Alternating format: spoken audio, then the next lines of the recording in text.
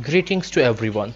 Myself, Sayyid Suleiman Habib Khadri of Lal Bahadur Shastri Government First Grade College is going to speak on the topic of Corona Crisis and Women, a state level competition held by Chikanayakana Government First Grade College.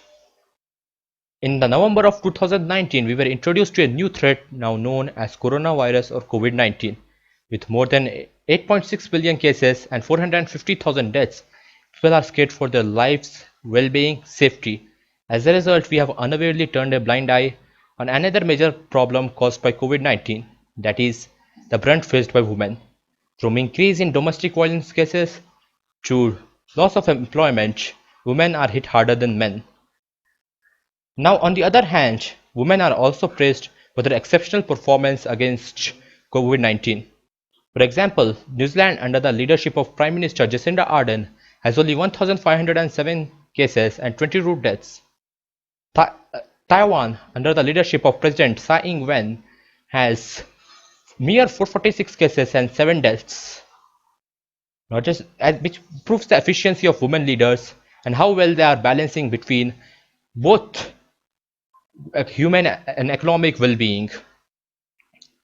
Now, not just as world leaders, but also as healthcare workers, being 70% of the workforce of healthcare, women are leading the charge in the battle against COVID-19. And take a look at the irony. While these women are an integral part in eradicating COVID-19, we are treating them with increased hostility and cruelty. Domestic violence is at an all-time high, with more countries reporting an increase of 25% in domestic violence cases. It shows how cruel we are against women.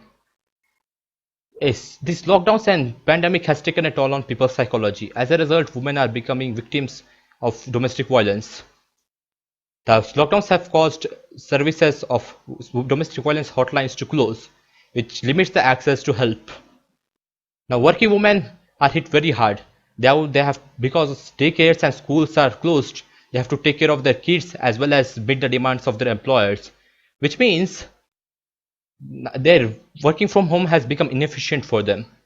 Women have lost freedom because of lockdowns. There are no schools, no colleges, no work, no friends. They are not able to meet with their friends, no social gatherings, and increased domestic responsibilities, which means it is taking a psychological toll on women as well as toll on their social life. So what could we do to help them? What we do while women are proving themselves to be better at jobs, they have proven themselves to be better leaders. Why are they being fired? Because our society is gender discriminative. When the companies wants to reduce their employees, women are first targeted. They are targeting women and removing them, saying women are inefficient, they have domestic chores to do. So what should we do to help them? What would we do to prevent this? We can't exactly completely put a stop to this, but we can reduce the burden on women. Firstly, healthcare workers are risking their lives to save people. We should take care of their needs and necessities.